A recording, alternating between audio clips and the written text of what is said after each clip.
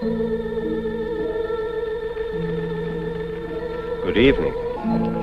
Tonight, I'm going to tell you another strange and unusual story of the unexplainable which lies behind the veil.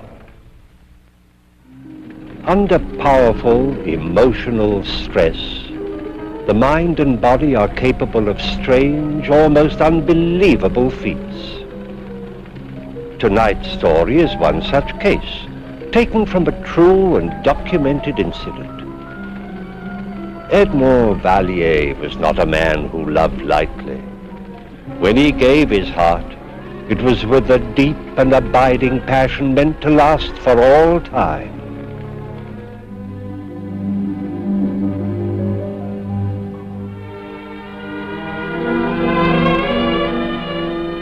Marie, what would I do without you?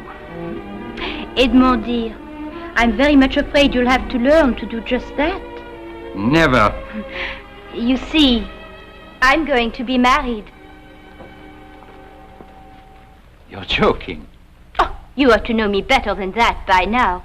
I have no sense of humor when it comes to love or money. But I thought you loved me. Well, of course I did. But what has that to do with it? I don't understand.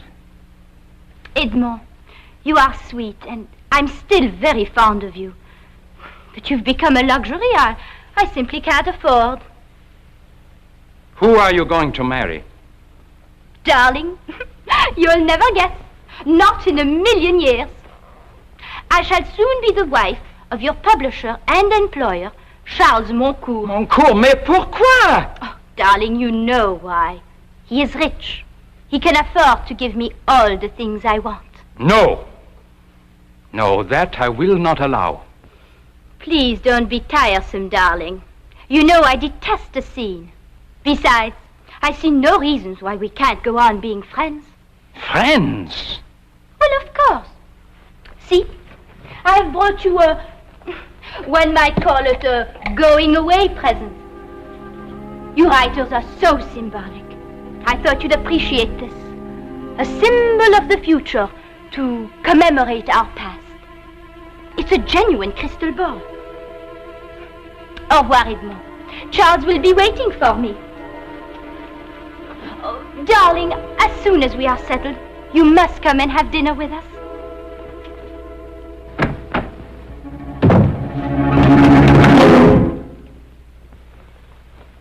One should not destroy a thing of beauty because one despises the giver. You know, my friend, we shall find a place for you.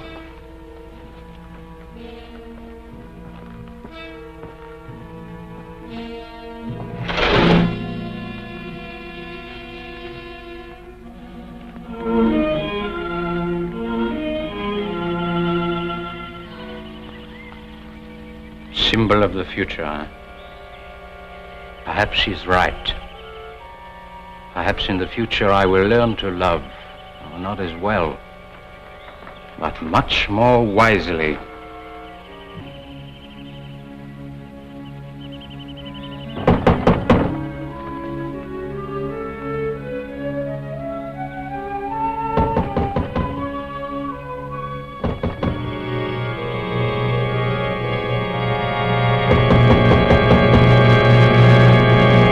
Edmond! Uncle Andre! Ah, there you are, my boy. I knocked and knocked and knocked and no one came, so I walked in myself. Well, what is this? A new acquisition? A gift, Uncle Andre. A gift? Haha. Do not tell me who it was from. Let me see if I can guess. Cannot tell the time by it. Birds cannot build their nests on it. Marie. How did you know that? Well, it is so like her. Lovely, but quite useless. Oui. Ah, I see that you still love her. I don't know, Uncle Andre. I don't know whether I love her or hate her. Oh, that is a very bad sign. Let us go indoors, and I will attend to this matter myself, personally. Come, come, come.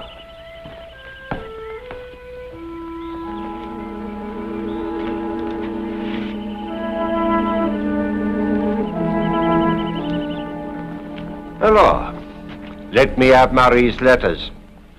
How do you know I have any? Oh, mon cher. Zavalier and my nephew. You could not possibly fall in love with a woman who did not write long, passionate love letters. And as a writer of sentimental nonsense, undoubtedly you kept them. Now let me have them.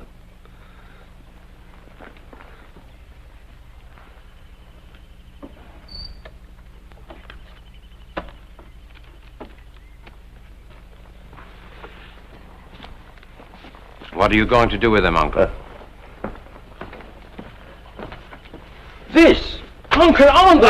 Edmond! As a seasoned campaigner in the game of love, I am going to give you some very sound advice.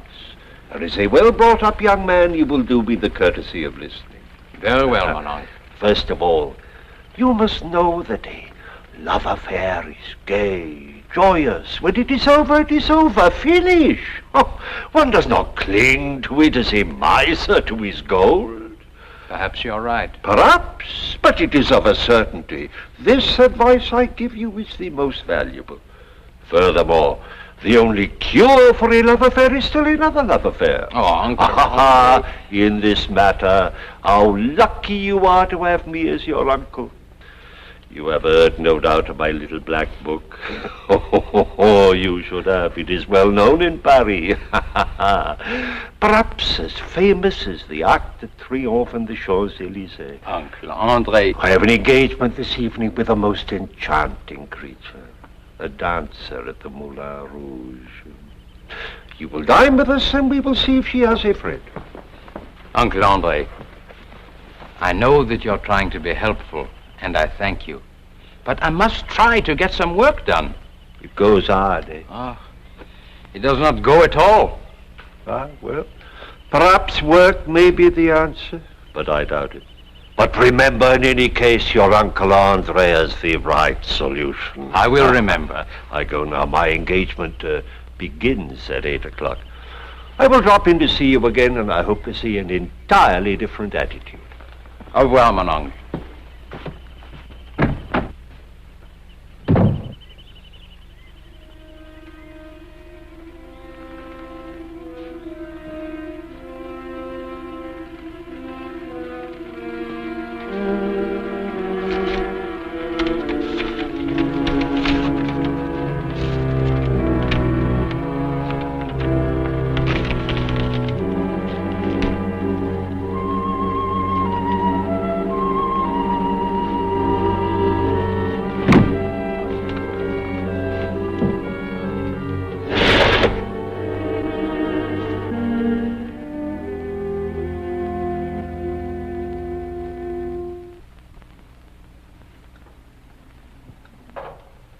My dear Edmond, my presses cannot remain idle while I wait for my writers to write, you know. I've tried, Charles. If he doesn't come, he doesn't come. Nonsense. You have written many love stories before and written them well. Surely you must have been in love? Of course he was. Edmond was in love with me. You see, Edmond, what man has not envied me? I am sure you must have been in love with Marie, but she not with you. That is the great difference.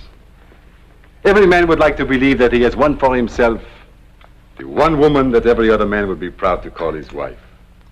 See, there is a subject for another great love story. It is so simple. I'll try, Charles. Good. Tomorrow morning I leave for London and then Amsterdam. There shall be English and Dutch editions of your last two books. And while I am gone, you will visit Marie. But, Don't you wish to visit me, Edmond? Oh, I do. But there's my new book. You have always been entertaining for our Marie. She is fond of you, and I don't want her to be lonesome. It will be such fun having you over for tea, Edmond. You will visit Marie. That also is part of our agreement. Edmond is a very sensible and agreeable young man. He will do exactly as he is told. Splendid. 2 weeks, and I shall return with contracts. And money, Edmund. Money. Madame?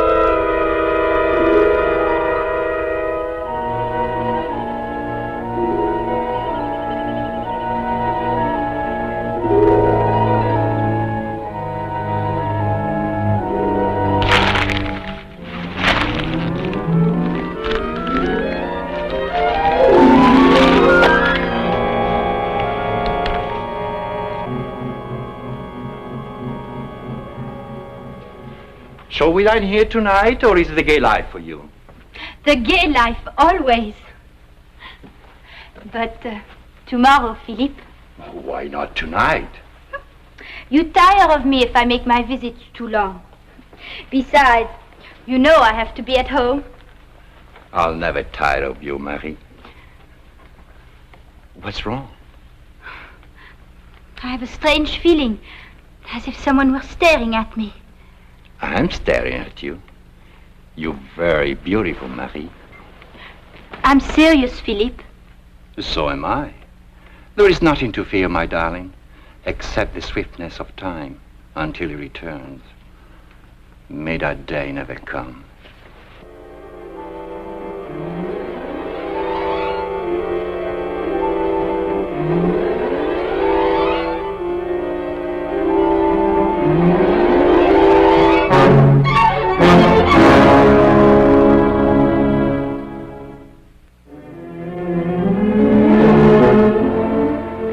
Edmund, my boy! But you look terrible. I presume this means you have been working? I've been trying to work, if that means anything. And what have you accomplished? Frankly, very little. Ah, I see you have not forgotten her. I think about her, Uncle. In fact, I've been ordered to think about her. Moncourt's gone out of town on business. He asks me, mind you, if I wouldn't mind dropping in on her occasionally so she would not be lonesome. That fool! He knows I was once in love with Marie. Ah, then he is not a fool. On the contrary, he is very intelligent. Well, if I can find the time, I'll drop by. I disapprove. But I'm afraid you will find the time. Edmund, my boy, you must forget this woman. Let me get rid of this silly thing. No!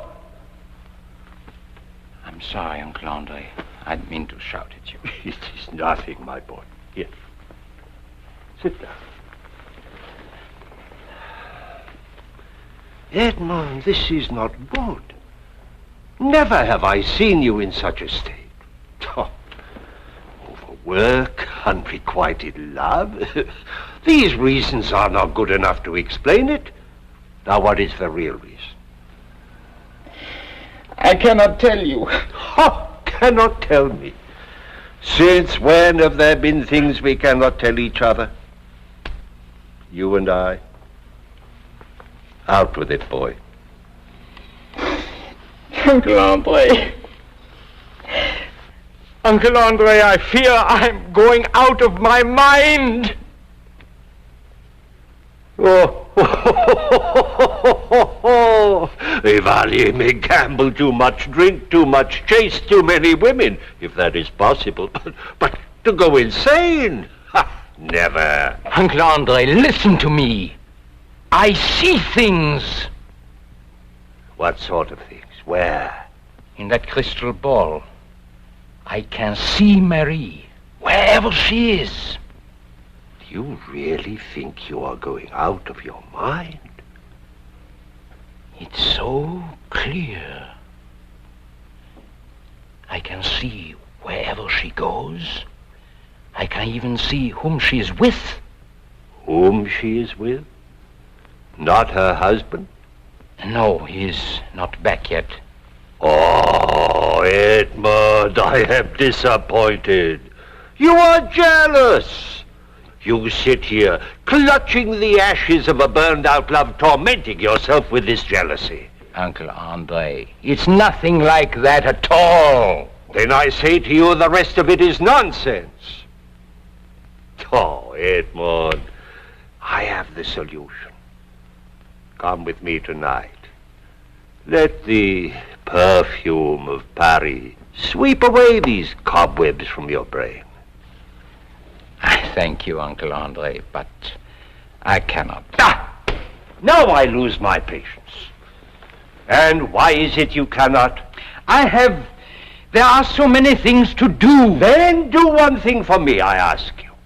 You say you know where Marie is, then go there and see if she is there, or go to her house and see if she is not there. If If you are going out of your mind, at least let us find out in time to do something about it.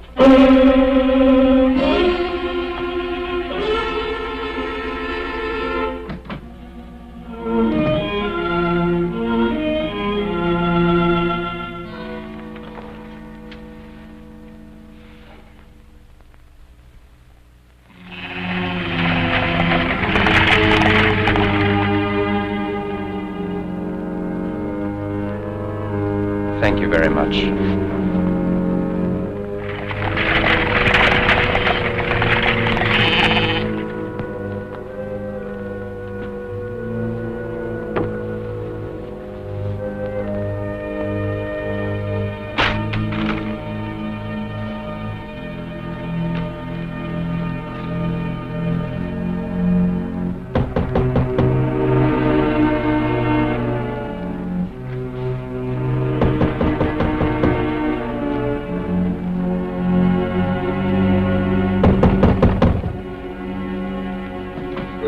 Good morning. Charles! Edmond.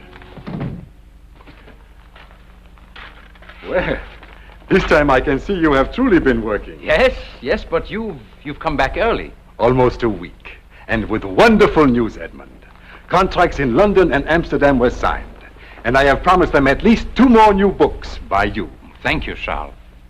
You don't sound very enthusiastic. Oh, I'm very grateful. But I stopped here to tell you the good news even before I went home. I've been working very hard. No time for frivolity, huh? No. But you did have time to visit Marie. I tried to, but I've been very busy. Busy? But too busy for a friend? Well, you can see for yourself, Charles. I've hardly had time to leave this study. Oh, but I asked you to. I'm sure Marie did not miss my visits. Now, what do you mean by that? Nothing. It's just that I've been working very hard. Now, you approve of that, don't you? Yes, but one visit you might have made. All right, I did. Then why do you say you did not? She was not home. Not home? Where would she go? In heaven's name, mon coeur, how do I know what your wife does when she's not home? I told you. I stopped by and she was out. Oh, for a ride, perhaps. Perhaps? Edmond, is there something wrong? No. It's just that I've been working very hard. But you said that before. There is something on your mind. What is it? Nothing, Charles. Can we discuss London or Amsterdam? Is there something I ought to know? I am an old friend, Edmond. I deserve an answer. You know all there is, Charles. No. There is something about Marie that you won't tell me. She hasn't left you, if that's what you mean. She's been home every day. First you say you did not visit her. Then you say you did. Now you say you know she is home every day. How do you know? Leave me alone, Charles. Stop asking me questions I cannot answer. It becomes clearer. There was time for frivolity. And what you cannot bring yourself to say is that Marie has found another man. And that man is you. No. It's not me. I give you fair warning, Vallier. I shall ask Marie. And if what I suspect is true, I will kill you.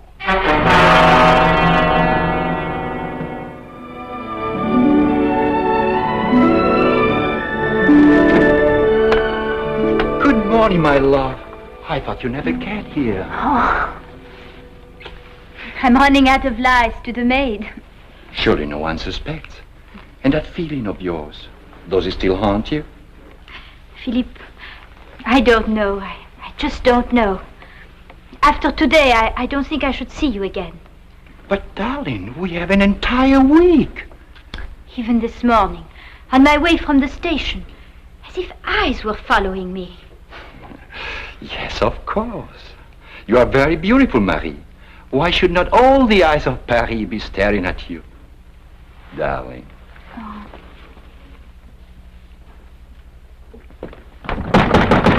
Vallier! Vallier!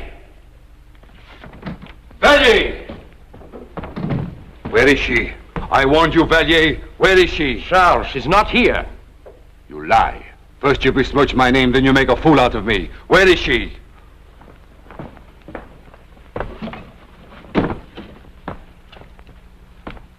Charles, I have not talked to Marie since the day you left.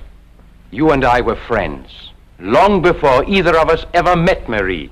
Will you not take my word that I am not involved with her? No, I will not. You know more than you will admit. If you were my friend, you would tell me what you know. Where does she go?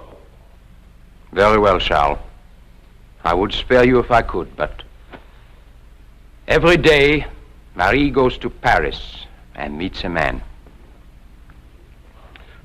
Who is this man? I do not know his name. I know where he lives. He's an artist, a painter of beautiful women. How do you know all this? I have watched them every day since you left. You are a vicious liar. I was a fool to think that I could trust you. I met your Uncle Andre in Paris, and he told me that you have not left this house in days. That is true. Nevertheless, I have seen them. You are not even a good liar, Vallier. Do you think I would believe anything you say? This has gone far enough. Charles, you want proof? Yes. Very well. I'll give you proof. There. There what? Your proof! What am I supposed to see? Marie and that painter. Are you blind? She has on a gray dress with the lace at her throat and on the cuffs. Don't you see her? Edmund, there is nothing but a crystal ball. Or is this another one of your tricks? Charles, what's happening to me? I don't know. Either you are a very good actor or... I don't know. Very well. We'll find out which.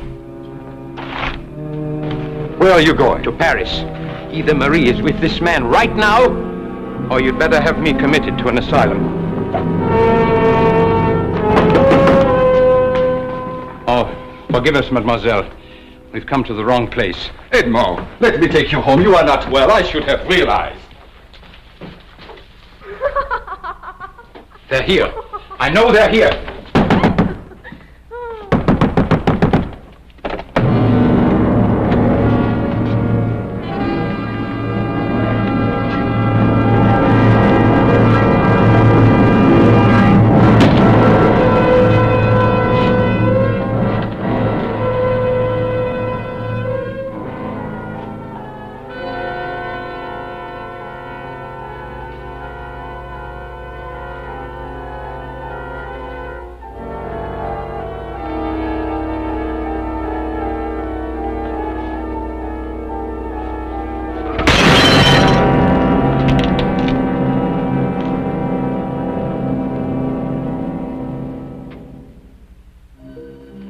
One final chapter remained after the door closed behind Charles Moncourt. Based on Edmond Vallier's testimony of what he had seen in the crystal ball, Moncourt was granted a divorce, the only time that evidence of this kind has ever been accepted in a court of law. But although his testimony was accepted, there has never been an explanation as to how happenings of this kind occur. Please join me again for another journey into the world of the unexplainable which lies behind the veil. Good night.